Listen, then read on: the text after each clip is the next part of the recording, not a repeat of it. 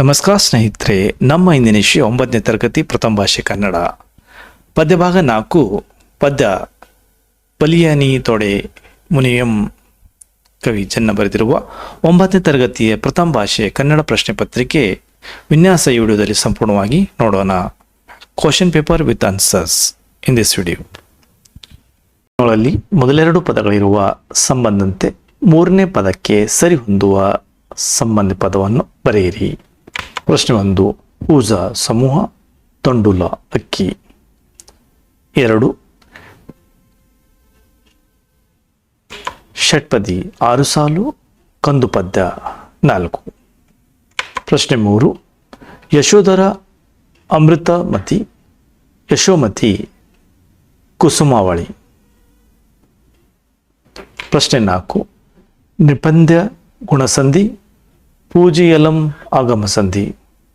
ಪ್ರಶ್ನೆ 5, ಕಂದ ಪದ್ಯ ಮಾತ್ರಗಣ, ರಳ ಕುಳ ಕ್ಷಳ ಶಿಥಿಲ ದಿತ್ವ. 6, ಲೋಚನ ಕಣ್ಣು, ವಿಭು ದೊರೆ. ಭಾಮಿನಿ ಷಟ್ಪದಿ. 3-4 3-4. ಕಂದ ಪದ್ಯ 4-4-4. ಕೆಳಗಿನ ಪ್ರಶ್ನೆಗಳಿಗೆ ಒಂದೊಂದು ವಾಕ್ಯದಲ್ಲಿ ಉತ್ತರಿಸಿ ಸ್ಮರಣಿಸಿ ಬರೆಯಿರಿ. ಪ್ರಶ್ನೆ 8, ಬಲಿನ ತೊಡೆ ಮುನಿಯಂ ಈ ಪದ್ಯದಲ್ಲಿ ಭಿಕ್ಷೆ ಬೇಡಲು ಬಂದ ಮಕ್ಕಳ ಹೆಸರೇನು? ಉತ್ತರ: ಬಲಿನ ತೊಡೆ ಮುನಿಯಂ ಈ ಪದ್ಯದಲ್ಲಿ ಭಿಕ್ಷೆ ಬೇಡಲು ಬಂದ ಮಕ್ಕಳ ಹೆಸರು ಅಭಯರುಚಿ ಮತ್ತು ಅಭಯಮತಿ. ಪ್ರಶ್ನೆ 9, ಅಭಯಮತಿ ಮತ್ತು ಅಭಯರುಚಿಯನ್ನು ಯಾವಾಗ ಸೆರೆ ಹಿಡಿಯಲಾಯಿತು? ಉತ್ತರ: ಅಭಯಮತಿ ಮತ್ತು ಅಭಯರುಚಿಯನ್ನು ಭಿಕ್ಷೆ ಬೇಡಲು ಬಂದಾಗ ಸೆರೆ ಹಿಡಿಯಲಾಯಿತು. ಪ್ರಶ್ನೆ 10, ಅಭಯಮತಿ ಮತ್ತು ಅಭಯರುಚಿಯ ಸೋದರ ಮಾವನ ಹೆಸರೇನು? ಉತ್ತರ: ಅಭಯರುಚಿ ಮತ್ತು ಅಭಯಮತಿಯ ಸೋದರ ಮಾವನ ಹೆಸರು ಮಾರಿದತ್ತ. ಪ್ರಶ್ನೆ 11, ಅಭಯರುಚಿಯು ಮಾರಿದತ್ತನ ಪಾಪಗಳಿಗೆ ಎಲ್ಲಿ ಪರಿಹಾರ ಸಿಗುತ್ತದೆ ಎಂದು ಹೇಳಿದನು? ಉತ್ತರ: ಅಭಯರುಚಿಯು ಮಾರಿದತ್ತನ ಪಾಪಗಳಿಗೆ ನರಕದಲ್ಲಿ ಪರಿಹಾರ ಸಿಗುತ್ತದೆ ಎಂದು ಹೇಳಿದನು.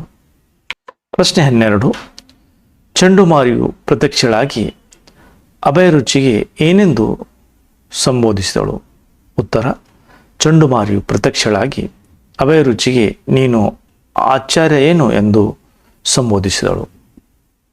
ಪ್ರಶ್ನೆ 13, ಚಂಡುಮಾರಿಯು ಜನರಿಗೆ ನಾನು ಯಾವಾಗ ಕೋಪಗೊಳ್ಳುತ್ತೇನೆ ಎಂದು ಹೇಳುತ್ತಾಳೆ? ಉತ್ತರ: ಚಂಡುಮಾರಿಯು ಜನರಿಗೆ ನನಗೆ ಜೀವ ಬಲಿಯನ್ನು ಕೊಟ್ಟಾಗ ಕೋಪಗೊಳ್ಳುತ್ತೇನೆ ಎಂದು ಹೇಳುತ್ತಾಳೆ. ಪ್ರಶ್ನೆ 14, ಚಂಡುಮಾರಿಯು ಜನಸಮೂಹಕ್ಕೆ ನನ್ನನ್ನು ಯಾವುದರಿಂದ ಪೂಜಿಸಬೇಕೆಂದು ಹೇಳುತ್ತಾಳೆ? ಉತ್ತರ: ಚಂಡುಮಾರಿಯು ಜನಸಮೂಹಕ್ಕೆ ನನ್ನನ್ನು ಹೂಮಾಲೆ, ಅಕ್ಷತೆ, ಧೂಪ, ದೀಪ, ಹವಿಸ್ಸು, ತಾಂಬೂಲು ಸಮೂಹದಿಂದ ಪೂಜಿಸಬೇಕೆಂದು ಹೇಳುತ್ತಾಳೆ. ಪ್ರಶ್ನೆ 16, ಮಾರಿದತ್ತನು ತನ್ನ ತಂಗಿಯ ಮಕ್ಕಳನ್ನು ಹೇಗೆ ಲಾಲಿಸಿದನು? ಉತ್ತರ: ಮಾರಿದತ್ತನು ಬಲಿಗಾಗಿ ತಂದಿದ್ದ ಜೀವರಾಶಿಯನ್ನು ಬಿಡಿಸಿ ಆನಂದದಿಂದ ತನ್ನ ತಂಗಿಯ ಮಕ್ಕಳನ್ನು ಲಾಲಿಸಿದನು. ಪ್ರಶ್ನೆ 17, ಮಾರಿದತ್ತನು ಯಾವುದಕ್ಕೆ ಭಯಪಟ್ಟು ದೀಕ್ಷೆ ಕೈಗೊಂಡನು? ಉತ್ತರ: ಮಾರಿದತ್ತನು ತಾನು ಮಾಡಿದಿರುವ ಪಾಪಕೃತ್ಯಗಳಿಗೆ ಭಯಪಟ್ಟು ದೀಕ್ಷೆ ಕೈಗೊಂಡನು. ಪ್ರಶ್ನೆ 18, ಮಾರಿದತ್ತನಿಗೆ ತಪ್ಪದ ಫಲವಾಗಿ ಎಷ್ಟನೇ ಸ್ವರ್ಗ ಪ್ರಾಪ್ತವಾಯಿತು? ಉತ್ತರ: ಮಾರಿದತ್ತನಿಗೆ ತಪ್ಪದ ಫಲವಾಗಿ 3ನೇ ಸ್ವರ್ಗ ಪ್ರಾಪ್ತವಾಯಿತು. ಈ ಕೆಳಗಿನ ಪ್ರಶ್ನೆಗಳಿಗೆ 3-4 ವಾಕ್ಯದಲ್ಲಿ ಉತ್ತರಿಸಿ. ಪ್ರಶ್ನೆ 19, ಅಭಯರುಚಿಯು ಮಾರಿದತ್ತನ್ನು ನೋಡಿದಾಗ ಏನೆಂದು ಹೇಳಿದನು? ಉತ್ತರ: ಅಭಯರುಚಿಯು ಮಾರಿದತ್ತನ್ನು ನೋಡಿದಾಗ ಮಾರಿದತ್ತ, ದೊರೆಯ ನಾನು ಅಭಯರುಚಿಯ ಕುಮಾರ್, ಈಕೆಯು ಅಭಯಮತಿ ಎಂದು ಪ್ರಸಿದ್ಧಳಾದ ನನ್ನ ಸೋದರಿ, ನಾವು ಮಾಡಿದ ನಾನಾ ವಿಧವಾದ ಕರ್ಮದಿಂದ ಈ ಜನ್ಮದಲ್ಲಿ ಜನಿಸಿರುವೆವು, ನಮ್ಮ ಬಗ್ಗೆ ಏನನ್ನು ಕೇಳುವೆ ಹೇಳಿದನು. ಪ್ರಶ್ನೆ 20, ಅಭಯರುಚಿಯು ತಲ್ಲಣಗೊಳ್ಳಲು ಕಾರಣವೇನು? ಉತ್ತರ: ಅಭಯರುಚಿಯು ಮಾರಿದತ್ತನಿಗೆ ನಾನು ಸಂಕಲ್ಪ ಹಿಂಸೆ ಮಾದರಿಯಿಂದಲೇ ನಾನಾ ಜನ್ಮಾಂತರಗಳಲ್ಲಿ ದುಃಖವನ್ನು ಅನುಭವಿಸಿದ್ದೇನು. ಆದರೆ ನೀನು ಭಯವಿಲ್ಲದೆ ಇಷ್ಟು ದೇಹಗಳನ್ನು ಕೊಲ್ಲುತ್ತಿರುವೆ, ಇದಕ್ಕೆ ನರಕದಲ್ಲಿ ಪರಿಹಾರ ಪಡೆಯುವೆ. ಆದ್ದರಿಂದ ನಿನಗೆ ಉಂಟಾಗುವ ಕೇಡನ್ನು ಆಲೋಚಿಸಿ ಕರುಣೆಯಿಂದ ತಲ್ಲಣಗೊಂಡನು. ಪ್ರಶ್ನೆ 21.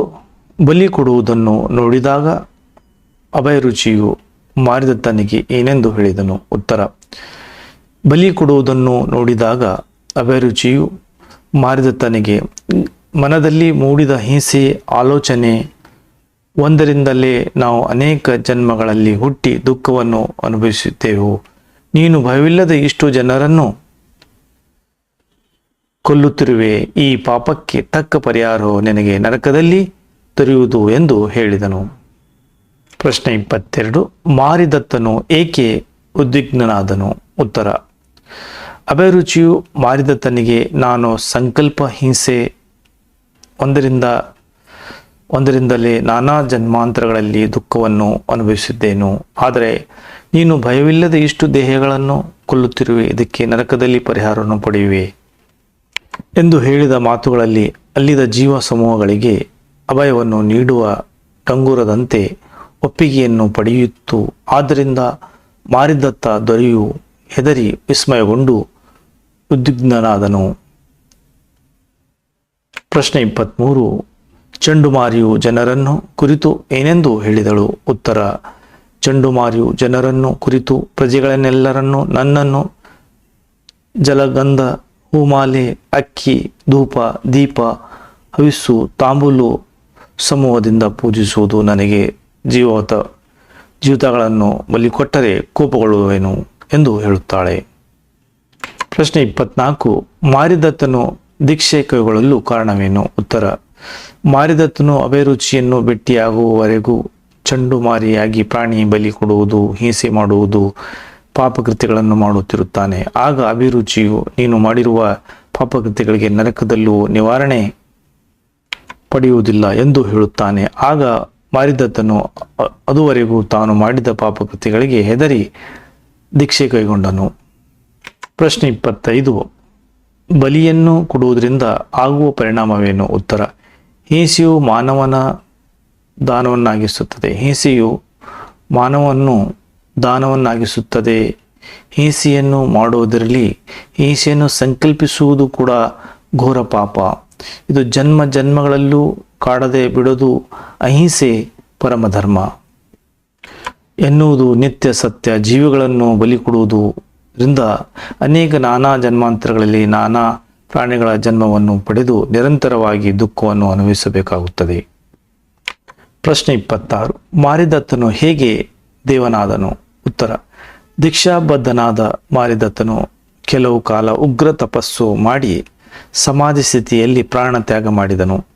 ಅವನು ಮಾಡಿದ ತಪ್ಪದ ಫಲವಾಗಿ 3ನೇ ಸ್ವರ್ಗವು ದೊರಕಿ ಕಲ್ಲಿಯನ್ನು ಮೊದಲಿನಸುವಂತೆ ದೇವನಾದನು. ಈ ಕೆಳಗಿನ ಕವಿಯ ಪರಿಚಯ ಕೃತಿಗಳನ್ನು ಬರೆಯಿರಿ. ವಾಕ್ಯ ಹೇಳಿಕೆ ಸಂದರ್ಭ ಸಹಿತ ಸ್ವರಚನ ಬರೆಯಿರಿ. ಪ್ರಶ್ನೆ 19. ಕರುಣದಿಂದ ತಲ್ಲಣಿಸಿದೆಯೇ ಪಂ? ಉತ್ತರ. ಈ ವಾಕ್ಯವನ್ನು ಶ್ರೀ ಗೋಪಾಲ್ ಭಟ್ ಅವರು ಸಂಪಾದಿಸಿರುವ ಜನ್ ಕವಿಯು ರಚಿಸಿರುವ ಬಲಿಯನ್ನು ತೊಡೆ ಮುನಿವೆಂ ಎಂಬ ಪದ್ಯಭಾಗದಿಂದ ಆರಿಸಲಾಗಿದೆ. ಸಂದರ್ಭ: ಮಾರಿದತ್ತನು ಜಾತ್ರೆಯ ಸಮಯದಲ್ಲಿ ಭಿಕ್ಷೆಗಾಗಿ ಬಂದ ಅಭಯರುಚಿ ಮತ್ತು ಅಭಯಮತಿಯನ್ನು ಸೆರೆ ಹಿಡಿಸಿ ಚಂಡುಮಾರಿಗೆ ಬಲಿ ಕೊಡಲು ಸಿದ್ಧನಾದ ಸಂದರ್ಭದಲ್ಲಿ ಅಭಯರುಚಿಯು ಮಾರಿದತ್ತನಿಗೆ ಈ ಮಾತನ್ನು ಹೇಳುತ್ತಾನೆ. ಸ್ವಾರಸ್ಯ: ಮಾರಿದತ್ತನಿಗೆ ಮುಂದೆ ಒದಗಬಹುದಾದ ನರಕವನ್ನು ನೆನೆದು ಅಭಯರುಚಿಯ ಕರುಣೆಯಿಂದ ತೊಳಮಳಿಕೊಂಡಿರುವುದು ಸ್ವಾರಸ್ಯವಾಗಿದೆ. ಪ್ರಶ್ನೆ 30. ಸಂದರ್ಭ: ನರಕದೊಳ ನಿವಾರಣೆಯೇ ಪಡೆಯುವಾಯಿ. ಉತ್ತರ. ಈ ವಾಕ್ಯವನ್ನು ಶ್ರೀ ಗೋಪಾಲ್ ಭಟ್ ಅವರು ಸಂಪಾದಿಸಿರುವ ಜನ್ ಕವಿಯು ರಚಿಸಿರುವ ಬಲಿಯನ್ನು ತೊಡೆ ಮುನಿವೆಂ ಎಂಬ ಪದ್ಯ ಭಾಗದಿಂದ ಆರಿಸಲಾಗಿದೆ. ಸಂದರ್ಭ: ಮಾರಿದತ್ತನು ಜಾತ್ರೆ ಸಮಯದಲ್ಲಿ ಭಿಕ್ಷೆಗಾಗಿ ಬಂದ ಅಭಿರುಚಿ ಮತ್ತು ಅಭಿಮತಿಯನ್ನು ಸೆರೆ ಹಿಡಿಸಿ ಚಂಡಮಾರಿಗೆ ಬಲಿ ಕೊಡಲು ಸಿದ್ಧನಾದ ಸಂದರ್ಭದಲ್ಲಿ ಅಭಯರುಚಿ ಮಾರಿದತ್ತನಿಗೆ ಈ ಮಾತನ್ನು ಹೇಳುತ್ತಾನೆ. ಇಲ್ಲಿ ಸಂದರ್ಭದ ಸಾರಾಂಶ ಅಂದರೆ, ಅಭಯರುಚಿ ಮತ್ತು ಮಾರಿದತ್ತನಿಗೆ ತಾನು ಮಾಡಿರುವ ಅಭಯರುಚಿಯು ಮಾರಿದತ್ತನಿಗೆ ತಾನು ಮಾಡಿರುವ ಪಾಪಕೃತ್ಯಗಳಿಗೆ ನರಕದಲ್ಲಿ ನಿವಾರಣೆ ಪಡೆಯುವೆ ಎಂದು ಹೇಳುವ ಮೂಲಕ ಆತನಲ್ಲಿ ತಳಮಳ ಉಂಟು ಮಾಡಿರುವುದು ಸ್ವಾರಸ್ಯಪೂರ್ಣವಾಗಿದೆ. ಪ್ರಶ್ನೆ 31. ನಿನ್ನ ಆಶ್ಚರ್ಯ ಏನು?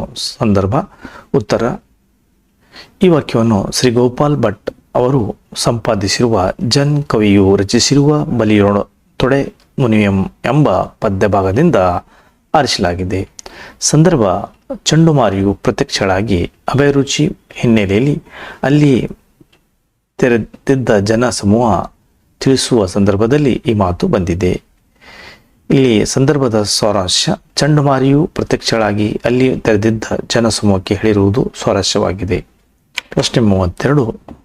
ಬಲಿಯನ್ ತೊಡೆ ಮುನಿಯಂ ವಾಕ್ಯವನ್ನು ಶ್ರೀ ಗೋಪಾಲ್ ಭಟ್ ಅವರು ಸಂಪಾದಿಸಿರುವ ಜನ್ ಕವಿಯು ರಚಿಸಿರುವ ಬಲಿಯನ್ ತೊಡೆ ಮುನಿಯಂ ಪದ್ಯ ಭಾಗದಿಂದ ಆರಿಸಲಾಗಿದೆ. ಸಂದರ್ಭ: ಚಂಡಮಾರಿಯು ಪ್ರತ್ಯಕ್ಷಳಾಗಿ ಪ್ರಜೆಗಳೆಲ್ಲರೂ ನನ್ನನ್ನು ಜಲ, ಗಂಧ, ಹೂಮಾಲೆ, ಅಕ್ಕಿ, ಧೂಪ, ದೀಪ, ಹವಿಸು, ತಾಂಬೂಲು ಸಮೂಹದಿಂದ ಪೂಜಿಸುವುದು ಎಂದು ಹೇಳುವ ಸಂದರ್ಭದಲ್ಲಿ ಈ ಮಾತನ್ನು ಚಂಡುಮಾರಿ ಜನರಿಗೆ ಮಾತನ್ನು ಹೇಳುತ್ತಾಳೆ. ಸಂದರ್ಭದ ಸಾರಾಂಶ ಅಂದರೆ, ಈ ಸಾರಾಂಶ: ದೇವರಿಗೆ ಪೂಜೆಯನ್ನು ಮಾಡುವ ನೆಪದಲ್ಲಿ ಪ್ರಾಣಿ ಬಲಿ ನೀಡಿ ಪ್ರಾಣಿ ಹಿಂಸೆ ಮಾಡುವುದು ತಪ್ಪು. ಇದನ್ನು ದೇವರು ಸಹ ಒಪ್ಪುವುದಿಲ್ಲ ಎಂದು ಹೇಳಿರುವ ಸಾರಾಂಶವಾಗಿದೆ. ಪ್ರಶ್ನೆ 33. ಸಂದರ್ಭ: ಬಯದಿಂ ಪುರುಳಿಲ್ಲ.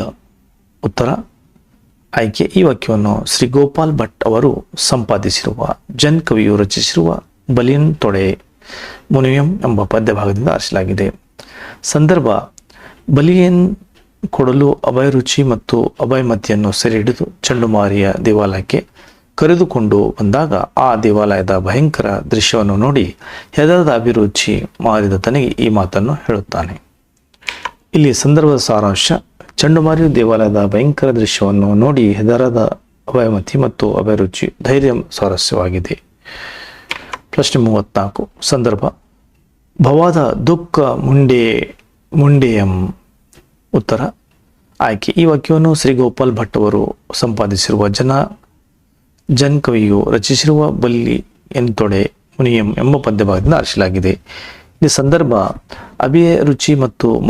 ಅಭಿರುಚಿಯು ಮಾರಿದತ್ತನಿಗೆ ತಾವು ಸಂಕಲ್ಪ ಹಿಂಸೆ ಮಾಡಿದ್ದರಿಂದ ಅನೇಕ ಜನ್ಮಗಳಲ್ಲಿ ಅನುಭವಿಸಿದ್ದ ದುಃಖದ ಬಗ್ಗೆ ತಿಳಿಸುವ ಸಂದರ್ಭದಲ್ಲಿ ಈ ಮಾತು ಬಂದಿದೆ.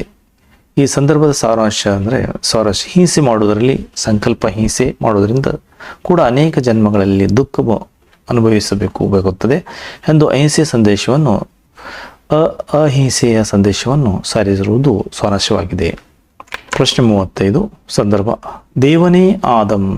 ಉತ್ತರ: ಆಯ್ಕೆ: ಈ ವಾಕ್ಯವನ್ನು ಶ್ರೀ ಗೋಪಾಲ್ ಭಟ್ ಅವರು ಸಂಪಾದಿಸಿರುವ ಜನ್ ಕವಿಯು ರಚಿಸಿರುವ ಬಲಿಯನ್ ತೊಡೆ ಮುನಿಯಂ ಎಂಬ ಪದ್ಯ ಭಾಗದಿಂದ ಆರಿಸಲಾಗಿದೆ. ಸಂದರ್ಭ: ಅಭಯರುಚಿ ಮಾತುಗಳನ್ನು ಮಾರಿದತ್ತನ ಮೇಲೆ ಪರಿಣಾಮ ಬೀರಿ ಅದನ್ನು ಕೆಲ ಕಾಲ ಉಗ್ರ ತಪಸ್ಸನ್ನು ಮಾಡಿ ಧ್ಯಾನ ಸಮಾಧಿಯಲ್ಲಿ ಪ್ರಾಣತ್ಯಾಗ ಮಾಡಿ ತಪದ ಫಲವಾಗಿ 3ನೇ ಸ್ವರ್ಗವು ದೊರೆಯಿತು ಎಂದು ಹೇಳುವ ಸಂದರ್ಭದಲ್ಲಿ ಕವಿ ಈ ಮಾತನ್ನು ಹೇಳುತ್ತಾನೆ. ಈಗ ಸಾರಾಂಶ: ಸಂದರ್ಭದ ಮಾನವನು ತನ್ನಲ್ಲಿ ಅಡಗಿರುವ ದಾನವ ಗುಣಗಳನ್ನು ಹೋಗಲಾಡಿಸಿಕೊಂಡರೆ ದೇವಮಾನವನಾಗಬಹುದು ಎಂಬುದು ಈ ಮಾತಿನ ಸ್ವಾರಸ್ಯವಾಗಿದೆ. ಈ ಕೆಳಗಿನ ಪದ್ಯ ಭಾಗದಲ್ಲಿ ಪೂರ್ಣಗೊಳಿಸಿ ಬರೆಯಿರಿ. ಸಂಕಲ್ಪ ಹಿಂಸೆ ನಿವಾರಣೆ ಒಡೆಯಂ ಪ್ರಜೇಯಲಂ ಮುನಿಯಂ ಜನ್ನ ಈತಕಾಲ ಕ್ರಿಶಕ 1225. ಈತನ ಸ್ಥಳ ಹಳೆಬೀಡು. ಈತನು ನರಸಿಂಹ ಬಲ್ಲಾಳನ ಆಸ್ಥಾನದಲ್ಲಿ ದಂಡಾಧಿಪತಿಯೂ ಮಂತ್ರಿಯೂ ಆಗಿದ್ದನು. ಈತನ ಕೃತಿಗಳು ಯಶೋಧ ಚರಿತೆ, ಅನುಭವ, ಮುಕುರ, ಅನಂತಪುರಾಣ. ಈತನಿಗೆ ಚಕ್ರವರ್ತಿ ಎಂಬ ಬಿರುದು ಇದೆ. ಪದ್ಯಭಾಗವನ್ನು ಓದಿ ಅರ್ಥ ಮಾಡಿಕೊಂಡು ಅಡಕವಾಗಿರುವ ಮೌಲ್ಯವನ್ನು ಬರೆಯಿರಿ. ಸಂಕಲ್ಪ ಹಿಂಸೆ ಅಂದರು ಳಾಂ ಖಂಡ್ಯಂ ಭವದಂ ದುಃಖ ಮುಂಡೆ ನಿನ್ನನಿ ಕಥೆಯೇನೀತು ದೇಹಿಗ ಕೊಂದಪೆ ನರ ಕದೊಳೋ ನಿವಾರಣೆಯ ಒಡಂ. ಆಯ್ಕೆ ಈ ಪದ್ಯವನ್ನು ಜನ್ನ ಬರೆದಿರುವ ಮುನಿತೊಡೆ ಮುನಿಯಂ ಎಂಬ ಭಾಗದಿಂದ ಆರಿಸಲಾಗಿದೆ. ಹಿನ್ನೆಲೆ: ಮಾರಿದತ್ತನು ಚಂಡಮಾರಿಗೆ ಪ್ರಾಣ ಬಲಿ ಕೊಡುವುದನ್ನು ನೋಡಿದ ಭಯ, ಅಭಿರುಚಿ, ಹಿಂಸೆ ಪರಿಣಾಮವನ್ನು ತಿಳಿಸುವ ಹಿನ್ನೆಲೆಯಲ್ಲಿ ಈ ಪದ್ಯ ಭಾಗವನ್ನು ರಚಿಸಲಾಗಿದೆ. ಸಾರಾಂಶ: ಹಿಂಸೆ ಮಾಡುವುದರಲ್ಲಿ ಸಂಕಲ್ಪ ಹಿಂಸೆ ಮಾಡುವುದು ಕೂಡ ಘೋರ ಪಾಪವಾಗಿದೆ. ಅಭಯರುಚಿಯು ಮಾರಿದತ್ತನಿಗೆ ಸಂಕಲ್ಪ ಹಿಂಸೆ ಮಾಡಿದರಿಂದ ನಾವು ಅನೇಕ ಜನ್ಮಗಳಲ್ಲಿ ಹುಟ್ಟಿ ದುಃಖವನ್ನು ಅನುಭವಿಸಿದ್ದೆವು. ನೀನು ಭಯವಿಲ್ಲದೆ ಇಷ್ಟು ಜನರನ್ನು ಕೊಲ್ಲುತ್ತಿರುವೆ. ಈ ಪಾಪಕ್ಕೆ ತಕ್ಕ ಪರಿಹಾರವು ನಿನಗೆ ನರಕದಲ್ಲಿ ದೊರೆಯುವುದು ಎಂದು ಹೇಳಿದನು. ಮೌಲ್ಯ: ಮನದಲ್ಲಿ ಹಿಂಸೆ ಆಲೋಚನೆ ಕೂಡ ಹಿಂಸೆ ಮಾಡುವುದಕ್ಕೂ ಸಮಾನ ಎಂದು ಅಹಿಂಸೆ ಸಾರವನ್ನು ಹೇಳಿರುವುದು ಮೌಲ್ಯಯುತ ಅಂಶವಾಗಿದೆ. ಈ ಕೆಳಗಿನ 8 ಅಥವಾ 10 ವಾಕ್ಯದಲ್ಲಿ ಉತ್ತರಿಸಿ. ಪ್ರಶ್ನೆ 38: ಅಭಯರುಚಿಯು ಮಾರಿದತ್ತನನ್ನು ಭೇಟಿಯಾದ ಸಂದರ್ಭ ವಿವರಿಸಿ.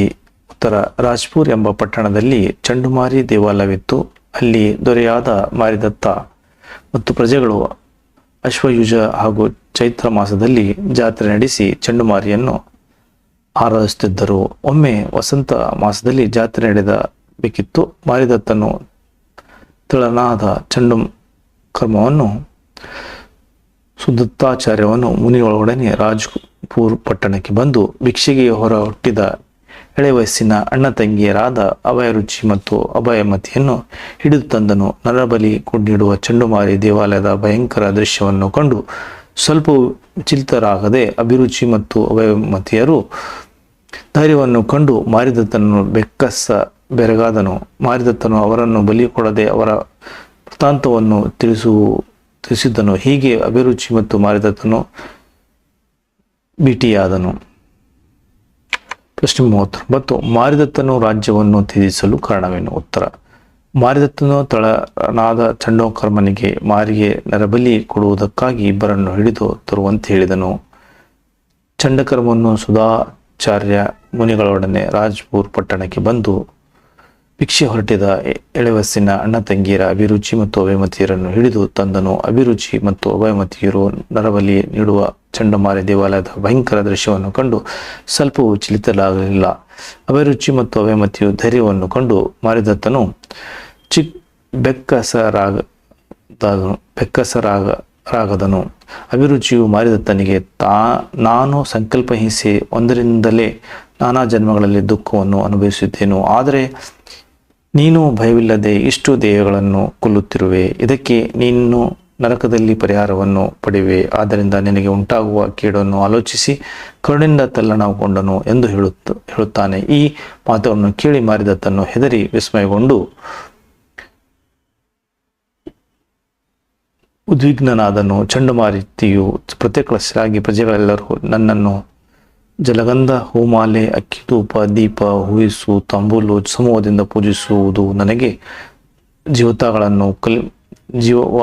ಜೀವಜಾತಗಳನ್ನು ಬಲಿ ಕೊಟ್ಟರೆ ಕೋಪಗೊಳ್ಳುವನೆಂದು ಎಂದು ಹೇಳಿದನು. ಈ ಕೇಳಿ ಮಾರಿದತ್ತನಿಗೆ ತಾನು ಅದುವರೆಗೂ ಮಾಡಿದ್ದ ಪಾಪಕೃತ್ಯಗಳಾಗಿ ಭಯ ಉಂಟಾಯಿತು. ಆದ್ದರಿಂದ ಮಾರಿದತ್ತನು ಕುಸುಮದತ್ತನಿಗೆ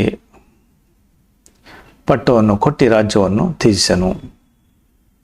ಪ್ರಶ್ನೆ 38: ಅಭಯರುಚಿಯು ಮಾರಿದತ್ತನಿಗೆ ತಾನು ಸಂಕಲ್ಪ ಹಿಂಸೆ ಒಂದರಿಂದಲೇ ನಾನಾ ಜನ್ಮಗಳಲ್ಲಿ ದುಃಖವನ್ನು ಅನುಭವಿಸಿದನು. ಆದರೆ ನೀನು ಭಯವಿಲ್ಲದೆ ಇಷ್ಟು ದೇಹಗಳನ್ನು ಕೊಲ್ಲುತ್ತಿರುವೆ. ಇದಕ್ಕೆ ನರಕದಲ್ಲಿ ಪರಿಹಾರವನ್ನು ಪಡೆಯುವೆ. ಆದರೆ ನನಗೆ ಉಂಟಾಗುವ ಕೀಡನ್ನು ಆಲೋಚಿಸಿ. ಪ್ರಶ್ನೆ 40: ಅಭಯರುಚಿ ಮತ್ತು ಅಭಿರುಚಿಯ ಮಾತುಗಳು ಮಾರಿದತ್ತನ ಮೇಲೆ ಬೀರಿದ ಪರಿಣಾಮವನ್ನು ತಿಳಿಸಿ. ಅಭಿರುಚಿ ಮತ್ತು ಮಾರಿದತ್ತನಿಗೆ ನಾನು ಸಂಕಲ್ಪ ಹಿಂಸೆ ಒಂದರಿಂದಲೇ ನಾನಾ ಜನ್ಮಗಳಲ್ಲಿ ದುಃಖವನ್ನು ಅನುಭವಿಸುವುದೇನು. ಆದರೆ ನೀನು ಭಯವಿಲ್ಲದೆ ಇಷ್ಟು ದೇಹಗಳನ್ನು ಕೊಲ್ಲುತ್ತಿರುವೆ. ಇದಕ್ಕೆ ನರಕದಲ್ಲಿ ಪರಿಹಾರವನ್ನು ಪಡೆಯುವೆ. ಆದ್ದರಿಂದ ನಿನಗೆ ಉಂಟಾಗುವ ಕೇಡನ್ನು ಆಲೋಚಿಸಿ ಕರುಣೆಯಿಂದ ತಲ್ಲಣಗೊಂಡನು ಎಂದು ಹೇಳುತ್ತಾನೆ. ಈ ಮಾತುಗಳು ಅಲ್ಲಿದ್ದ ಜೀವ ಸಮೂಹಗಳಿಗೆ ಅಭಯವನ್ನು ನೀಡುವ ಡಂಗುರದಂತೆ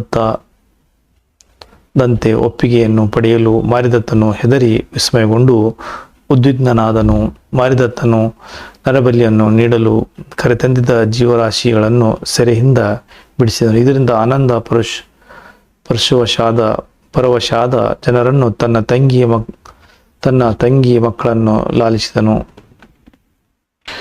ಮಾರಿದತ್ತನಿಗೆ ಗುಡುಗುಡನೆ ಸುರಿಯುವ ಕಂಬನಿಯಿಂದ ಅಶುಭಕ್ಕೆ ಮಂಗಳ ಸ್ನಾನವನ್ನು ಮಾಡಿದಂತಾಗಲು ತನ್ನ ಸೋದರ ಮಕ್ಕಳನ್ನು ಒಡಲಿನಲ್ಲಿ ಇಟ್ಟುಕೊಳ್ಳುವಂತೆ ಒಪ್ಪಿಕೊಂಡು ಬೆಚ್ಚನೆ ನಿಟ್ಟು ಸಿರು ಬಿಟ್ಟನು. ಮಾರಿದತ್ತನ ತಾನು ಅದುವರೆಗೂ ಮಾಡಿದ ಪಾಪ ಕಾರ್ಯಗಳಿಗೆ ಭಯಗೊಂಡು ಕುಸುಮದತ್ತನಿಗೆ ದರಿತನಾಥ ಪದವಿಯನ್ನು ಕೊಟ್ಟು ಸನ್ಯಾಸತ್ವವನ್ನು ದೀಕ್ಷೆಯನ್ನು ಕೈಗೊಂಡು ಕೆಲವು ಕಾಲ ಉಗ್ರ ತಪಸ್ಸು ಮಾಡಿ ಸಮಾಧಿ ಸ್ಥಿತಿಯಲ್ಲಿ ಪ್ರಾಣ ತ್ಯಾಗವನ್ನು ಮಾಡಿದನು. ನಂತರ ಅವನು ಮಾಡಿದ ತಪ ಫಲವಾಗಿ ಮೂರನೇ ಸ್ವರ್ಗವು ದೊರಕಿ ಕಲಿಯನ್ನು ಮೊದಲಿಸುವಂತೆ ದೇವನೇ ಆದನು. ಪ್ರಶ್ನೆ 41. ಅಭಿರುಚಿ ಮತ್ತು ಮಾರಿದತ್ತಲ್ಲಿ ಯಾರನ್ನು ಹೆಚ್ಚುವರಿ ಏಕೆ? ಅಭಿರುಚಿ ಮತ್ತು ಮಾರಿದತ್ತರಲ್ಲಿ ಅಭಿರುಚಿಯಾತ ಪಾತ್ರ ಮೆಚ್ಚುಗೆಯಾಗುವಂತೆ. ಅಭಿರುಚಿ ಮತ್ತು ಮಾರಿದತ್ತಲ್ಲಿ ಯಾರನ್ನು ಮೆಚ್ಚುವಿರಿ ಏಕೆ? ಅಭಿರುಚಿ ಮತ್ತು ಮಾರಿದತ್ತರಲ್ಲಿ ಅಭಿರುಚಿ ಪಾತ್ರ ಮೆಚ್ಚುಗೆ ಆಗುತ್ತದೆ, ಏಕೆಂದರೆ ಹಿಂಸೆ ಮಾಡುವುದರಲ್ಲಿ ಹಿಂಸೆಯನ್ನು ಸಂಕಲ್ಪಿಸುವುದು ಘೋರ ಪಾಪ. ಅಹಿಂಸೆ ಪರಮಧರ್ಮ ಎನ್ನುವ ನಿತ್ಯ ಸತ್ಯವನ್ನು ತಿಳಿಯುವ ಮೂಲಕ ಅಭಿರುಚಿಯು ಮಾರಿದತ್ತನನ್ನು ಹಿಂಸಾ ಮಾರ್ಗದಿಂದ ವಿಮುಖನಾಗುವಂತೆ ಮಾಡುತ್ತಾನೆ.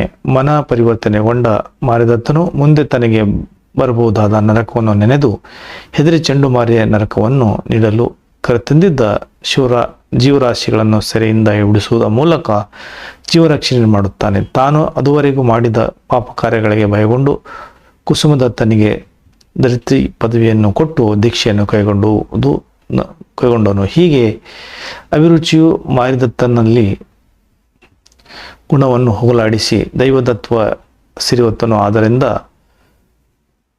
ಅಭಿರುಚಿಯನ್ನು ಪಾತ್ರವನ್ನು ಹೆಚ್ಚಿಸುತ್ತಾನೆ. ಈ ವಿಡಿಯೋ ನೋಡೋದಕ್ಕೆ ಎಲ್ಲ ವಿದ್ಯಾರ್ಥಿಗಳಿಗೆ ಧನ್ಯವಾದಗಳು. ಈ ವಿಡಿಯೋ ಎಲ್ಲ ನಿಮ್ಮ ಫ್ರೆಂಡ್ಸ್ನಲ್ಲಿ ಶೇರ್ ಮಾಡಿ. ಧನ್ಯವಾದಗಳು.